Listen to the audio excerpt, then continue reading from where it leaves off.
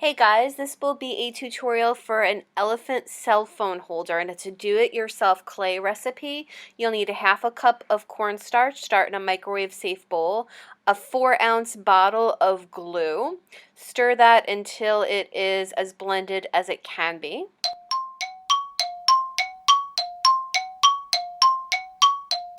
You can also use like a throwaway container as long as it's microwave safe.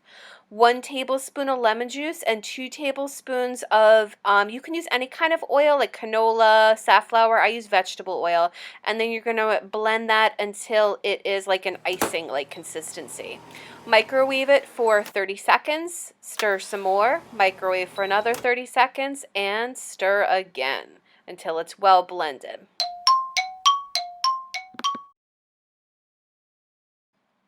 Next, you're going to take a parchment or wax paper, throw a little sprinkling of cornstarch on it, and that's where you're going to start kneading this dough. And I can't really tell you how much cornstarch to use or how long to knead it. It's really until it feels like clay. If there's too much cornstarch, I think that it'll not be very clay-like. It'll be like kind of thick and hard to manipulate. If there's too little cornstarch, you'll feel very oily. But one thing I did notice is you really do have to keep blending it and kneading it for quite a long time. And to me, the parchment paper really got annoying, so I wound up just using my counter. But beware of what kind of counters you have. I don't know how this would damage like or stain granite, for instance. But when it feels like it's well blended, you're going to form a ball and then pinch out a little bit of it for a trunk and roll it. I had tried different methods in clay recipes, and I had tried like rolling out a trunk and attaching it. But with this kind of clay, it's really hard to attach things. So you're better off using one lump and keeping it together. Next, push like around in a circle on each side to form the ears. And again, you don't want to make separate ears and try to attach them. You want to keep everything as like one ball of clay. And then once you have them protruding enough, you can kind of flatten them to form like more shallow discs. But you really should pinch it a lot first so that you get like a distinct disc shape. Next, put it on like a paper plate or some kind of surface and just start doing the finishing details, smoothing it out, etc. And you want to start curling the trunk upwards.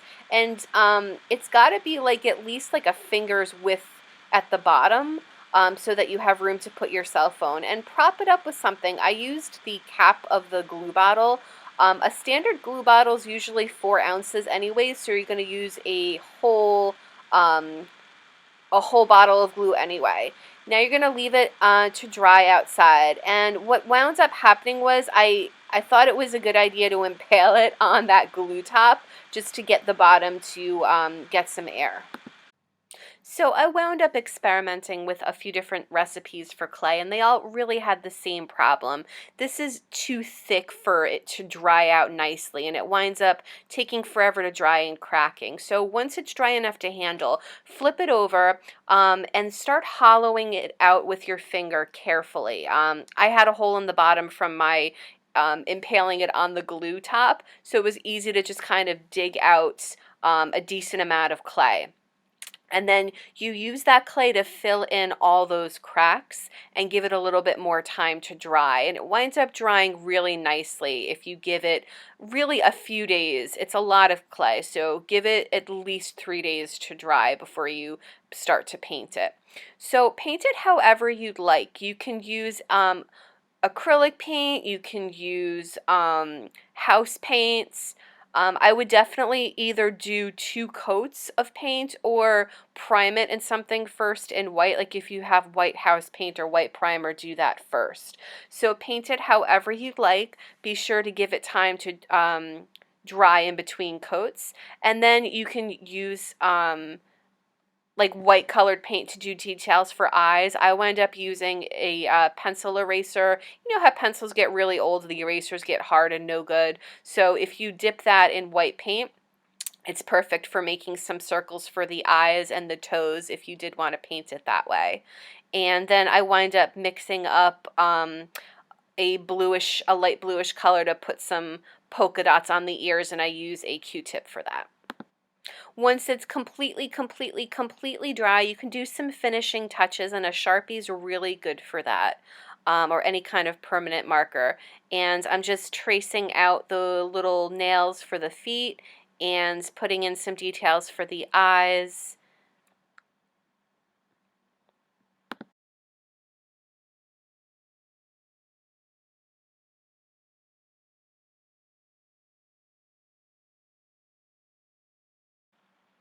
And that's it. Let's test it out, see if it works.